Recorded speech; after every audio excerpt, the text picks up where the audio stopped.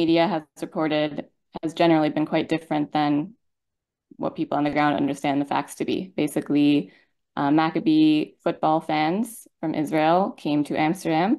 They were harassing people, taking private property down from buildings. They tore a Palestinian flag down from a building and burned it in a public square. They beat up a taxi driver, and they were singing racist, pro-genocide songs in large groups on public transit. And members of the Palestinian community, members of the Muslim, other people of color were not feeling safe. This had been reported to the Amsterdam government, and they did nothing to stop it, nor did they do anything to stop these groups of Israeli soccer fans being violent against people and property. Then there was an escalation of violence. There were riots in the streets. There were reports of anti-Semitism, of actual anti-Semitism, people using anti-Semitic slurs. But generally, the response was to the behavior of the Israeli soccer fans. Afterwards, after the Dutch government had done nothing to stop the initial violence of the Israeli soccer fans, the Dutch government did respond and jumped on the opportunity to say this is anti-Semitism. To have any sort of violence towards Israelis is anti-Semitism. It was compared to a pogrom. It is not a pogrom. A pogrom is an attack on or attack targeting a particular ethnicity to try to drive it out of a certain place. These took place against Jews in the late 19th century, in the early 20th century. And actually, because of the violence and the trouble that these Israeli football fans started, the Jewish community in Amsterdam was unable to commemorate an actual pogrom, Kristallnacht, which we had plans to commemorate on the Saturday, but that commemoration was very limited because of the trouble that was caused by the Israeli football fans. What we want people to understand is that there is a difference between Israel and Judaism. And these two things get conflated such that to critique Israel is considered anti-Semitic. It is not. Israel is a state. It is a state with many different religions and ethnicities within it. Judaism is a religion, some would argue an ethnicity. These two things are not the same. And when they get conflated, it endangers all of us. It endangers Palestinian rights movements because they are then labeled as anti-Semitic for fighting for their rights, for speaking up against the harms by a government. And it harms Jews because this conflation then means that Israel's violence gets blamed on Jews around the world. And we see a rise in hate crimes against Jews all over the world when Israel becomes more violent. We saw it in 2014 when Israel invaded Gaza. We're seeing it again now with Israel's attempted annihilation of Gaza. If the Dutch government wanted to protect Jews, it would stop its complicity in Israel's genocide of Gaza because it is very understandable that people are angry and hurt at what's going on. And then the Dutch government itself is saying Israel and Jews are one. This then puts Jews in danger. What we want, what Erev Rav wants, is for the genocide to stop, is for the Dutch government to stop arming Israel and to stop conflating Judaism with Zionism. There are many Jews all over the world who oppose the existence of Israel and its behavior. And we are being erased. We are being ignored by the mainstream narrative that any critique of Israel is anti-Semitic. There were Jews who opposed the creation of Israel in 1948. That is also written out of the history.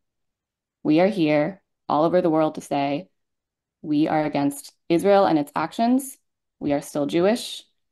These two things, Israel and Judaism, are not the same. Money, usually these things are about money. Who owns different media outlets. But there is a lot of propaganda out there that tries to paint any sort of critique of Israel as anti-Semitic to protect Israel. This is not Jewish propaganda. This is Zionist propaganda. Zionism is support of Israel.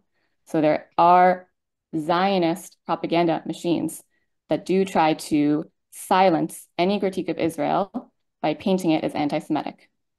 And then we see politicians all over the world buying into this narrative and perpetuating it. What's happening in Germany right now is a good example that they are actually passing legislation or trying to pass legislation that is saying that any critique of Israel is anti-Semitic. This is trying to silence critique of a state by painting it as critique of a religion. And it is oppressive to not only the rights movements in that country, but to then the Jews who are not necessarily in agreement with that. Many Jews are fighting against Israel in solidarity with the Palestinians. And then all over the world, we see people say, okay, well, if governments are saying that Israel and Jews are one, maybe it's true. And then again, you see the rise of anti-Semitic violence, attacks on synagogues all over the world based on the same narrative, the same false narrative that Israel and Judaism are one. No, I do not think the Dutch police responded appropriately. They should have stopped the Maccabi football fans when they were being violent much earlier in the week, and then we wouldn't have seen the escalation that occurred later in the week.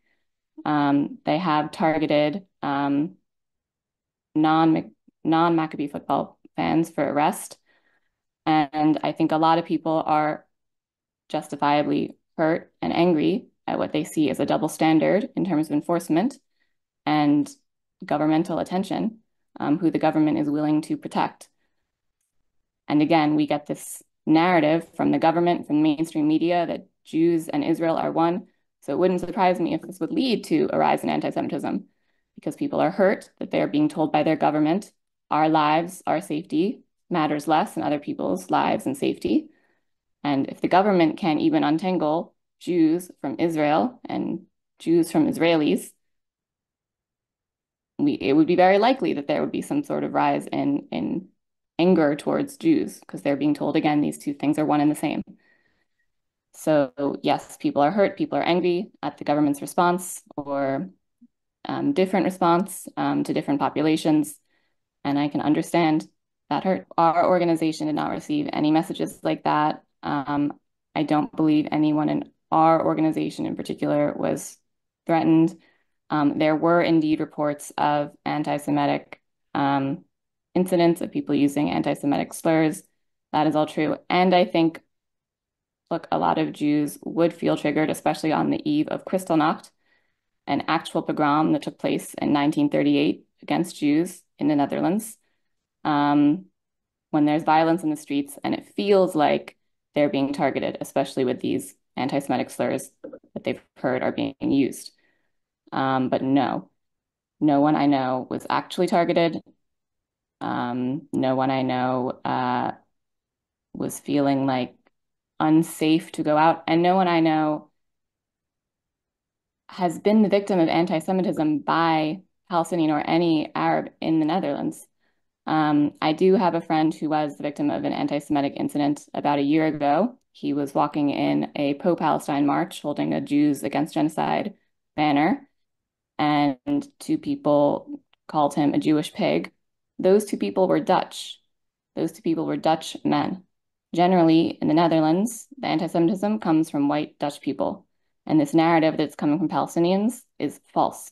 I have been to dozens of pro-Palestine protests, and I have never felt anything but warmly welcomed by Palestinian organizers and fellow protesters.